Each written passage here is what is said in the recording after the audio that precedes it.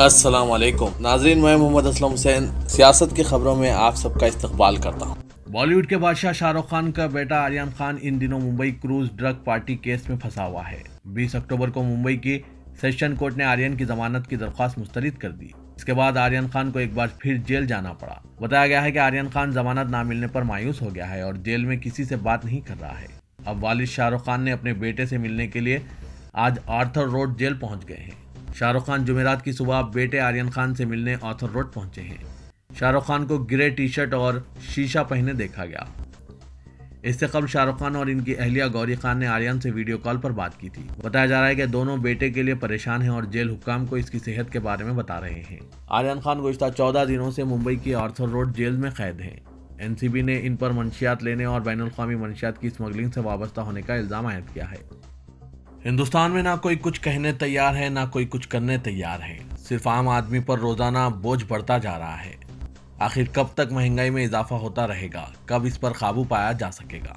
मुल्क में टीके मुफ्त देने के नाम पर रोजाना पेट्रोल और डीजल के दाम बढ़ाए जा रहे हैं। आज भी पेट्रोल और डीजल की कीमतों में नया इजाफा किया गया है। आज फिर पेट्रोल और डीजल की कीमतों में 35 पैसे का इजाफा किया गया है। अक्टूबर के महीने में ईंधन की कीमतों में अब तक 5 रुपए से जायद इजाफा हुआ है। ऑयल मार्केटिंग कंपनियों ने जुमेरात यानी आज 21 अक्टूबर को पेट्रोल की कीमत में 35 पैसे का इजाफा किया है, जबकि डीजल की कीमत में भी 35 पैसे का इजाफा हुआ है। आज जारी ताज़ा तरीन अपडेट के मुताबिक कौमी दारुल-हुकूमत दिल्ली में पेट्रोल 106 रुपये 54 पैसे और मुंबई में 112 रुपये 44 पैसे फी लीटर रिकॉर्ड सतह पर पहुंच चुका है।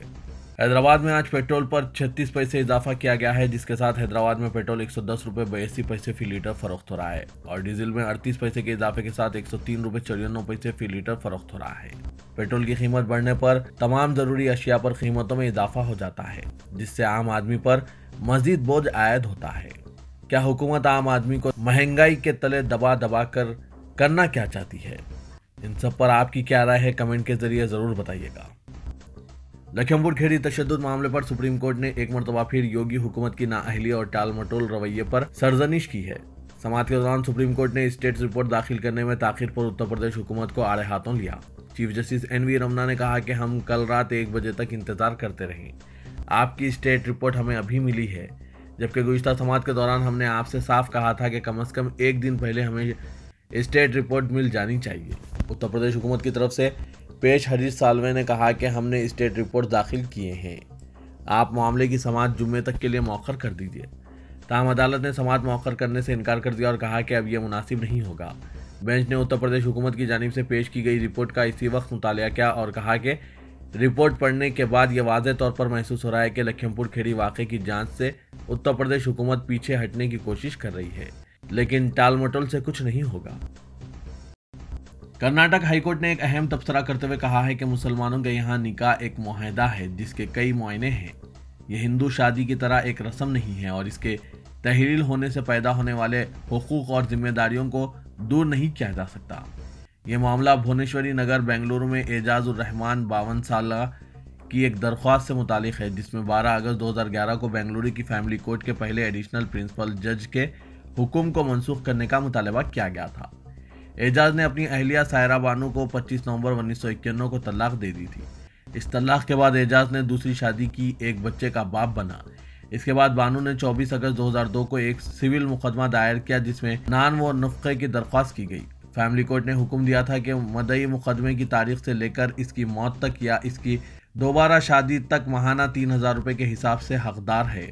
25,000 रुपये जुर्माने के साथ पिटीशन को मुस्तरद करते हुए जस्टिस कृष्णा S दीक्षित ने 7 अक्टूबर को अपने हुक्म में कहा कि निकाह एक मुआहदा है जिसके कई मायने हैं। यह हकीकत है। जस्टिस दीक्षित ने वजाहत की कि मुस्लिम शादी कोई रस्म नहीं है और ये इसका खात्मे के बाद पैदा होने वाली बाज़ जिम्मेदारियों और हुकूक से भाग नहीं सकती। अदालत ने कहा है कि एक मुसलमान अपनी साबिका बीवी को कुछ शराइत की तकमील के साथ देखभाल का हक हासिल है और यह नाकाबिल तरदीद है। कांग्रेस कायद प्रियंका गांधी वड्रा को लखनऊ पुलिस ने लखनऊ एक्सप्रेस वे पर उस वक्त हिरासत में ले लिया जब वो पुलिस तहवील में दम तोड़े एक दलित के अरकान खानदान से मिलने आगरा जा रही थी। इनकी कार को लखनऊ आगरा एक्सप्रेस वे के पहले टोल प्लाजा पर रोक लिया गया। क़ब्ल जारिया माह प्रियंका गांधी को सीतापुर में उस वक्त हिरासत में लिया गया था जब वो 3 अक्टूबर के तशद्दुद में हलाक किसानों के कुंभों से मिलने लखीमपुर खेड़ी जा रही थी। आज रोके जाने के बाद प्रियंका गांधी ने ट्वीट किया कि हुकूमत किस बात से इतनी खौफजदा है। अरुण वाल्मीकि ने पुलिस तहवील में दम तोड़ा, इसका कुंबा इंसाफ चाहता है। मैं गमजदा कुंबे से मिलना चाहती हूँ। हुकूमत उत्तर प्रदेश किस बात से खौफजदा है? मुझे क्यों रोका जा रहा है? वज़ीर-ए-आज़म नरेंद्र मोदी ने कहा कि तरक्की के लिए जरूरी एविएशन सेक्टर की मजबूती के लिए पुरअज़्म मरकजी हुकूमत उड़ान स्कीम के तहत आने वाले 3-4 सालों में मुल्क में 200 से ज़्यादा एयरपोर्ट, हेलीपोर्ट और सी प्लान के लिए वाटर पोर्ट तैयार करने की कोशिश कर रही है। काशीनगर इंटरनेशनल एयरपोर्ट का इफ्तिताह करने के बाद एयरपोर्ट अहाते में मुनक़िद तकरीब से खिताब करते हुए वज़ीर-ए-आज़म नरेंद्र मोदी ने कहा कि उड़ान स्कीम के तहत पिछले कुछ सालों में 900 से ज़ायद नए रूट्स की मंजूरी दी गई है, जिनमें से 350 से ज़ायद रूट्स पर फिजाई खिदमत पहले ही शुरू हो चुकी है। उत्तर प्रदेश के टाउन शरावस्ती में मिलादुन्नबी सल्लल्लाहु अलैहि वसल्लम के मौके पर एक मुसलमान शख्स के मकान पर पाकिस्तानी परचम लहराए जाने की शिकायत की गई है। ताहम पुलिस तहकीकात में मालूम हुआ है कि वो पाकिस्तानी परचम नहीं है। ये मिलादुन्नबी के लिए चांद तारे का परचम लगाया गया था। ये शिकायत मोहम्मद सलीम नामी शख्स के बारे में की गई है। कम से कम उत्तर प्रदेश पुलिस में ये सलाहियत तो मौजूद है कि तहकीकात के बाद ये कह दिया कि वो पाकिस्तानी परचम नहीं है। हिंदुस्तान में भी ऐसे परचम लगाए जाते हैं। सऊदी अरब में चारशंबे की शाम रियाज सीजन 2 का इफ्तिताह किया गया। इफ्तिताही तकरीब में बड़ी तादाद में लोगों ने शिरकत की। इस मौके पर आतिशबाजी का शानदार मुजाहरा किया गया। रियाज मेले की इफ्तिताही तकरीब में इंतहाई महारत से खुसूसी ड्रोन्स के जरिए शाह सलमान बिन अब्दुल अजीज आल सऊद और वली अहद मुमलिकत शहजादा मोहम्मद बिन सलमान बिन अब्दुल अजीज की तस्वीर फिजा में बनाई गई, जिन्हें मीलों दूर से भी देखा जा सकता था। अखबार 24 के मुताबिक रियाज सीजन 2 की इफ्तिताही तकरीब में 1500 मॉडल्स ने मुख्तलिफ लिबास पहनकर करतब दिखाए, जबकि 2760 ड्रोन्स के जरिए लेजर लाइट्स का खुसूसी शो पेश किया गया। बांग्लादेश के कमला शहर के दुर्गा पूजा पंडाल में कुरान मजीद का नुस्खा रखने वाले शख्स की शिनाख्त हो गई है। पुलिस हुकाम का कहना है कि मुलजिम की शिनाख्त सीसीटीवी फुटेज की बुनियाद पर की गई और अब इसकी गिरफ्तारी के लिए कार्रवाई जारी है। दुर्गा पूजा पंडालों में कुरान रखने के इस वाक़े के बाद बांग्लादेश में कई हिंदुओं, मंदिरों, पंडालों और घरों पर हमले हुए हैं। पुलिस ने एक बयान में कहा कि पिछले एक हफ्ते के दौरान तशद्दुद में कम से कम 7 अफराद हलाक हुए हैं। कमला शहर के डिप्टी कमिश्नर मोहम्मद कामरुल हसन और पुलिस सुपरिटेंडेंट फारूक अहमद ने BBC बंगला को बताया कि उन्होंने इस केस में मुलविस एक शख्स की शिनाख्त की है और इसकी तलाश जारी है। तेलंगाना हुकूमत ने यादाद्री मंदिर के टावर को सोने से मजीन करने के लिए रिजर्व बैंक ऑफ इंडिया से 125 किलोग्राम खालिस सोना खरीदने का फैसला किया है। चीफ मिनिस्टर के चंद्रशेखर राव ने तिरुपति मंदिर की तरह यादाद्री को तरक्की देने का प्रोजेक्ट तैयार कर लिया है, जिस पर तकरीबन 1000 करोड़ रुपए खर्च किए जा रहे हैं। मंदिर का तरक्याती काम एहतियाती मराहिल में है और तिरुपति की तरह यादाद्री मंदिर के मेन टावर को सोने से बनाने के लिए 125 किलो सोने की जरूरत पड़ी है। चीफ मिनिस्टर ने रिजर्व बैंक ऑफ इंडिया से खालिस सोने की खरीदी पर 60 से 65 करोड़ का तखमीना तैयार किया है। ये रकम अवाम और अहले खैर अफराद से हासिल की जाएगी और दरकार रकम जमा हो जाने के बाद सोना खरीदा जाएगा। TRS के कारगुजार सदर KT रामाराव ने कहा कि कौमी सियासत में दाखिल होने के मामले में चीफ मिनिस्टर के चंद्रशेखर राव सही वक्त पर मुनासिब फैसला करेंगे। वज़ीर आला के नायब सदर जमहूरिया बनने की इत्तलात को मुस्तरद करते हुए इसको व्हाट्सएप यूनिवर्सिटी की अफवाहें करार दिया। उन्होंने दुनिया की फलाही स्कीमात में दलित बंधु स्कीम को सबसे बड़ी स्कीम करार दिया।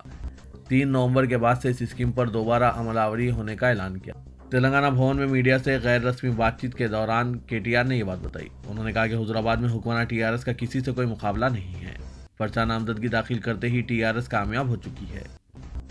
तेलंगाना YSR पार्टी की सरबराह शर्मिला ने कहा कि चीफ मिनिस्टर के चंद्रशेखर राव के घमंड व तकब्बुर को चूर चूर करने और खानदानी हुकूमत का खात्मा करने के लिए वो आज से पदयात्रा का आगाज कर चुकी है। रियासत में मसाइल ना होने का सबूत पेश करने पर वो जमीन पर नाक रगड़ने के लिए भी तैयार है। शेडोल्ला से पदयात्रा का आगाज करने से कबल जलसे आम से खिताब करते हुए YS शर्मिला ने कहा कि वो अपने वालिद आंजहानी राजशेखर रेड्डी के अधूरे कामों की अंजामदही के लिए नई सियासी पार्टी तश्कील दे चुकी है।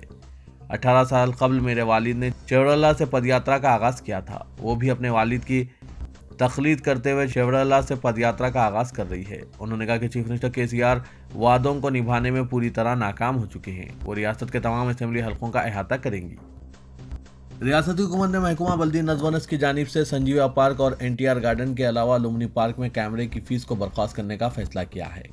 प्रिंसिपल सेक्रेटरी महकमा बल्दी नज़्म अरविंद कुमार ने अपने ट्विटर के जरिए इस फैसले से वाकिफ करवाते हुए कहा कि रियासती हुकूमत और महकमा बल्दी नज़्म को मौसूल हुई नुमाइंदगियों को नज़र में रखते हुए हैदराबाद मेट्रोपॉलिटन डेवलपमेंट अथॉरिटी ने इन पार्क्स में कैमरों के लाने पर वसूल की जाने वाली फीस को बर्खास्त करने का फैसला किया है और इस फैसले पर फौरी असर के साथ अमल किया जाएगा।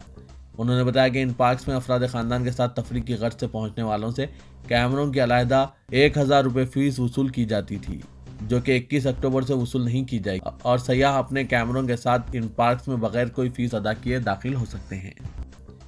ऑल इंडिया मजलिस इत्तेहाद मुस्लिमीन के सदर व रुकन पार्लियामेंट हैदराबाद असदुद्दीन अवैसी ने मजलिस के मुख्तलिफ रियासतों और अजला की इब्तिदाई मजालिस से खिताब करते हुए कहा कि मजलिस के जिम्मेदारान अपनी इनफरादी शिनाख्त को बरकरार रखें, पार्टी को मजबूत करें, रुकनियत साजी करें, अवाम के दरमियान में रहें, अपनी कारकर्दगी को मीडिया के अलावा सोशल मीडिया के जरिए अवाम के सामने पेश करें ताकि अवाम को यह पता चले कि मजलिस की जानिब से किस तरह की खिदमत अंजाम दी जा रही है।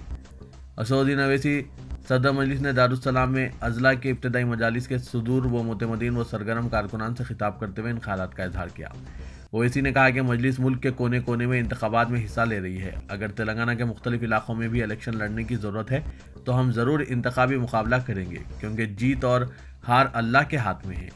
मजलिस हारने से नहीं डरती, हारने की फ़िक्र के बजाय जीतने की कोशिश होनी चाहिए। अच्छा मुकाबला करें तो आज नहीं तो कल हमारी कामयाबी को कोई नहीं रोक सकता, लेकिन शर्त है कि इखलास और नेक नियति के साथ जुस्तजू और मेहनत से मुकाबला करें। शहर हैदराबाद में क्रिकेट खेलने के माहिर खिलाड़ियां मौजूद हैं, लेकिन इनमें मौजूद सलाहियतों को जांचने वाला कोई नहीं है। शहर बिलखुसूस पुराने शहर के नौजवानों में खेलों से मुतालिक सलाहियतें कूट कूट कर भरी है। इनके हुनर को पहचानने के लिए हमारे शहर में कोई इदारा मौजूद नहीं है।